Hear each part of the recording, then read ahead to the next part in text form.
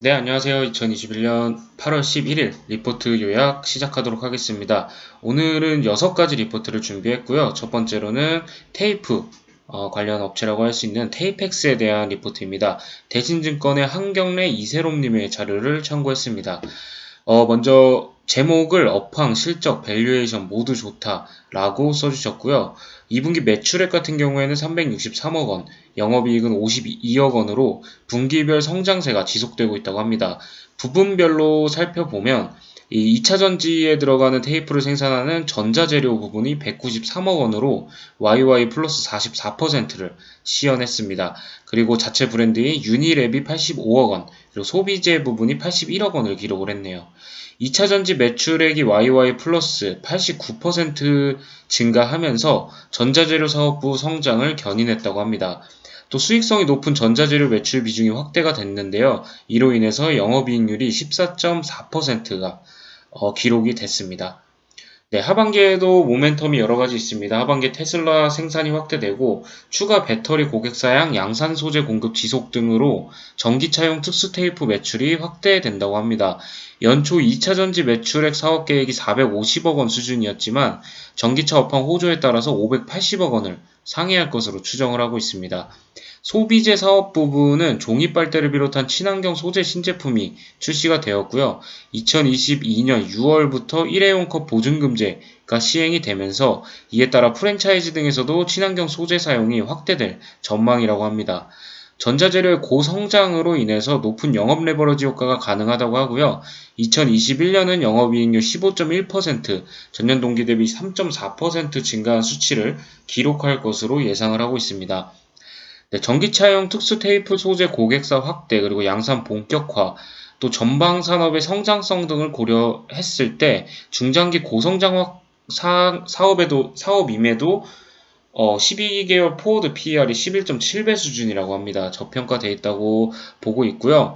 친환경 흐름에 부합하는 신제품이 출시되면서 하반기 분기별 실적 성장세를 감안하면 하반기에도 주가 우상향을 기대해 볼 수 있다고 합니다.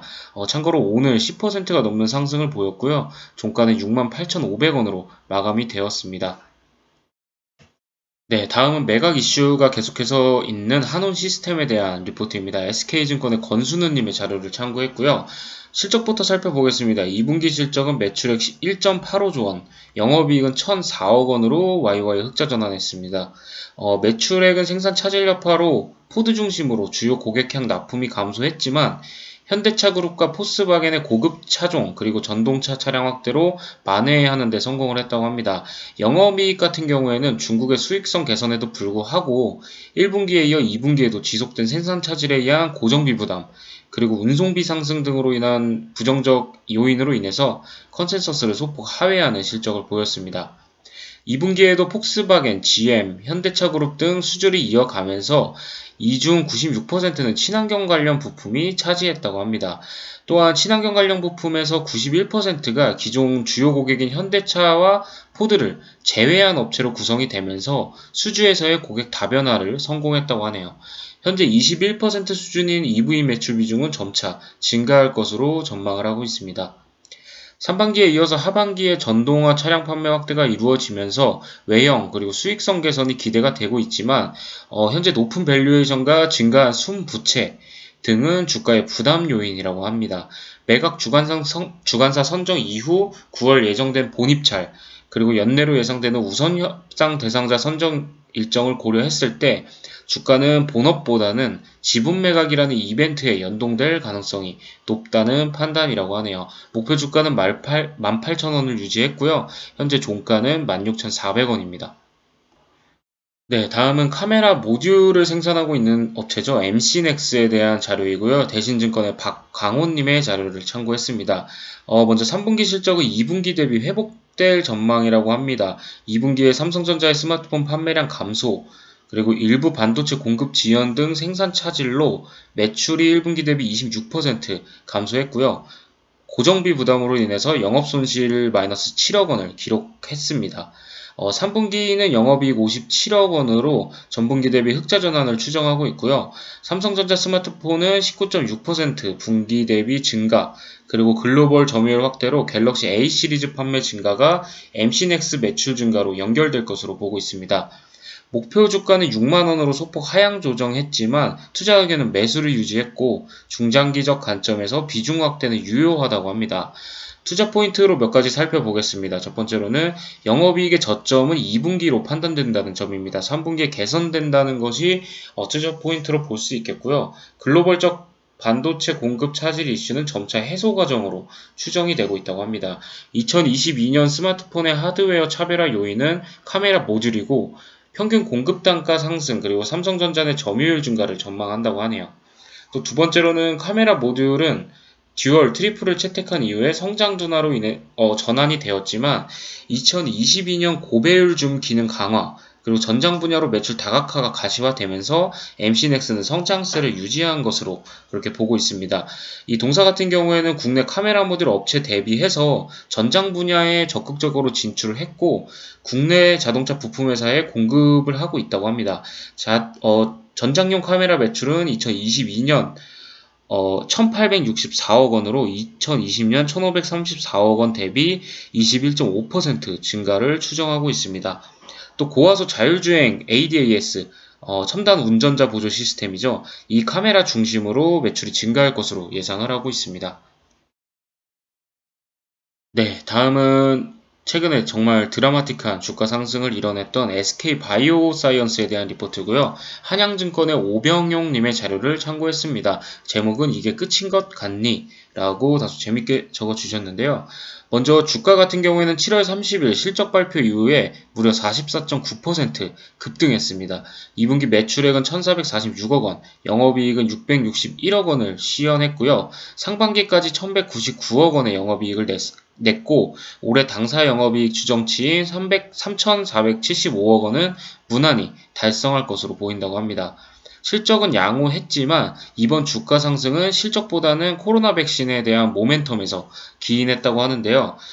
실적 발표에서 동사는 8월에 자체 코로나 백신인 GBP510의 3상 IND 승인과 임상 2분의 1상 1, 2상 결과 발표를 기대한다고 언급을 했고 이것이 주가의 모멘텀으로 작용하고 있는 것으로 보인다고 합니다.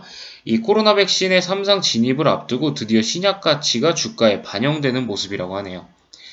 이 외에도 하반기에 이벤트도 많다고 합니다. 단기에 주가는 올랐으나 이게 끝이 아니라고 하고요. 이 코로나 백신 같은 경우에는 국제 감염병 연합이 무려 2천억 원을 투입해서 임상 3상을 진행하는 후보 물질이라고 합니다. 또한 투약이 시작되면서 기대감은 더 커질 전망인데요. 이 과정에서 변이 바이러스에 대한 동사의 그 백신 개발 대응 방안도 공개되기를 기대해 볼 수 있다고 합니다. 또한 3상 임상 중에 선구매도 기대하지 않을 수 없다고 합니다. 아직 허가를 받지 않은 노바백스나 큐어백 같은 경우에도 글로벌리 수억 도즈의 선구매가 이미 이루어져 있고 한국의 제넥신도 임상 2상 중에 인도네시아로부터 1천만 도즈의 선구매 계약을 받아낸 바 있다라고 하면서 임상하는 도중에 구매가 이루어질 수 있는 부분에 대해서 다소 긍정적으로 이렇게 평가를 하고 있는 것 같습니다. 앞으로도 좋은 주가 흐름을 기대한다고 하는데요. 만약 이 백신이 허가를 획득해서 보수적으로 1억 도즈만 판매한다고 하더라도 매출액은 조 단위로 올라간다고 합니다. 그 시기는 내년 상반기라고 하고요. 이 백신의 잠재력과 기대감을 고려했을 때 현 시가총액 18조 원은 부담스럽지 않아 보인다고 합니다. 또 8월에는 앞서 언급한 백신의 임상 1, 2상 결과 발표가 있을 예정이고 또 이후 3분기 노바백스의 허가 모멘텀도 두고 있기 때문에 앞으로도 양호한 주가 흐름을 예상한다고 합니다.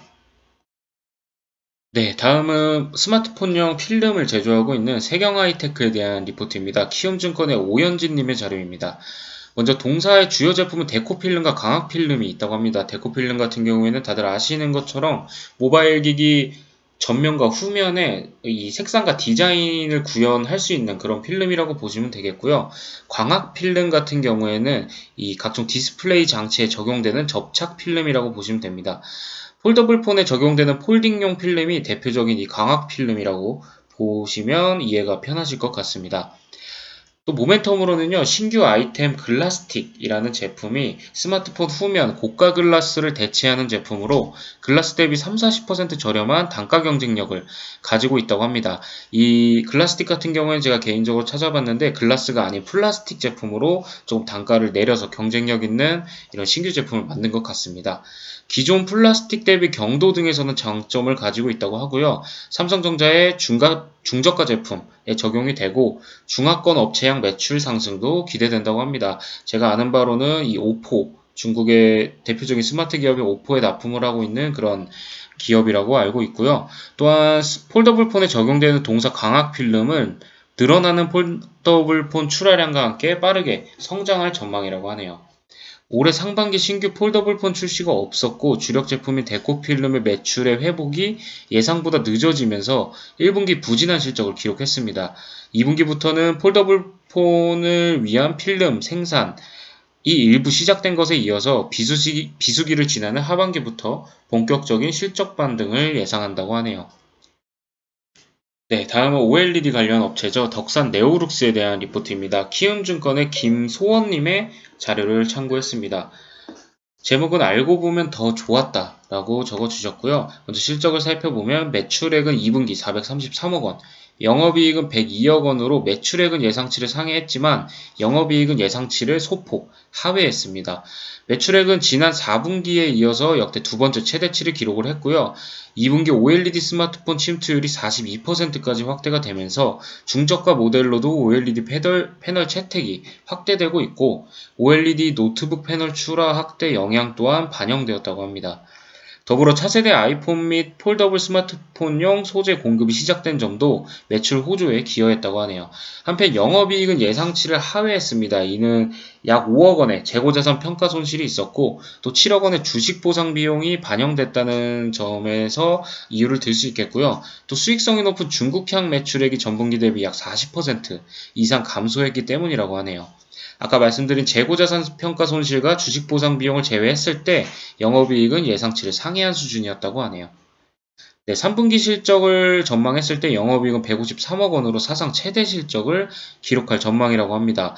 3분기 출시될 차세대 아이폰 그리고 갤럭시 폴드형 소재 공급 효과가 반영이 되면서 OLED 노트북 및 태블릿 출하량 또한 265만 대, YoY 145% 증가하면서 동사의 실적 성장이 더해질 것으로 전망하고 있습니다. 4분기에는 고객사의 QD-OLED TV 패널 양산이 시작이 되면서 영업이익은 163억 원으로 역대 최대 영업이익을 연이어 경신할 전망이라고 합니다.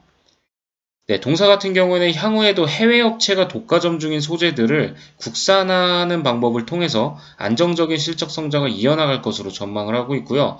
스마트폰 및 IT 기기 내 OLED 침투율 확대에 신규 소재 모멘텀이 더해지면서 동사의 리레이팅이 나타날 것으로 판단을 한다고 합니다. 투자 의견은 바이를 유지했고요. 목표 주가도 83,000원을 유지했습니다.